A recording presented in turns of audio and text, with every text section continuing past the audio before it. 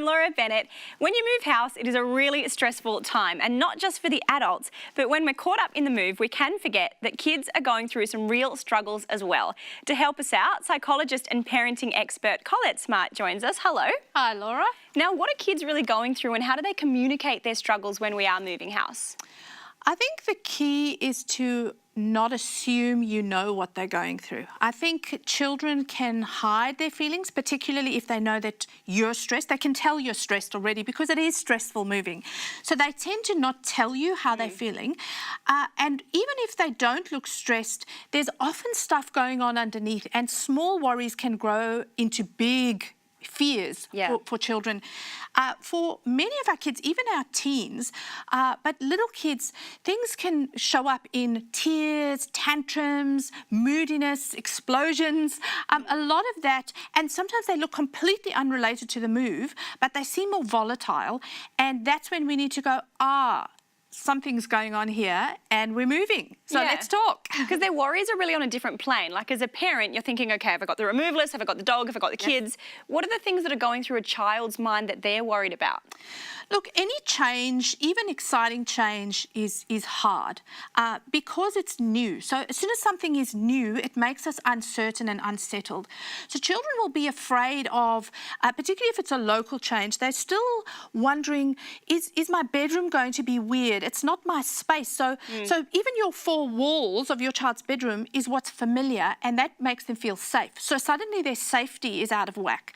They wonder, will I still be able to play in my garden? And then if they're moving cities or countries, they begin to have fears about leaving their family and leaving teachers, leaving very familiar things behind.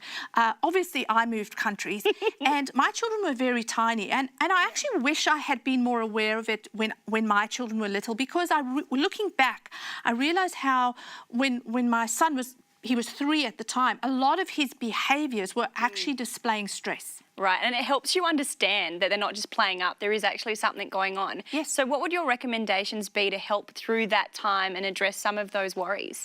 So I think really don't, first look at yourself and recognise that you have stresses and know that your children are going to be picking up on them. Don't assume that they don't see your stress. They do.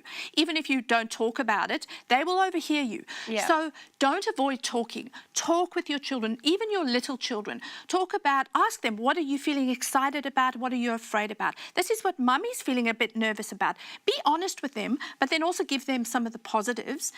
So give them language, and then give them scenarios that are going to be positive, and things like things they can look forward to, help them actually go and see the place or see it online if you must, but so that they can visualize where they're going to stay. And that'll be helpful after the move as well too, I imagine, as well. So I think after the move, keep things the same in the room if you can.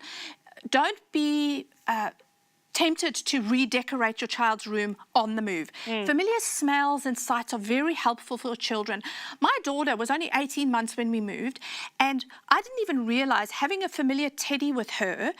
After we waited for our container to arrive, that teddy became her attachment toy for years. It's still in her baby box, but it was her familiarity. So have familiar things your children can pull out straight away. Get them involved even during the move to decorate boxes, help them feel like they're part of the process so that it's not overwhelming and scary and unspeakable. Yes, so much great advice there, Collett. Thank you. Thanks for having me.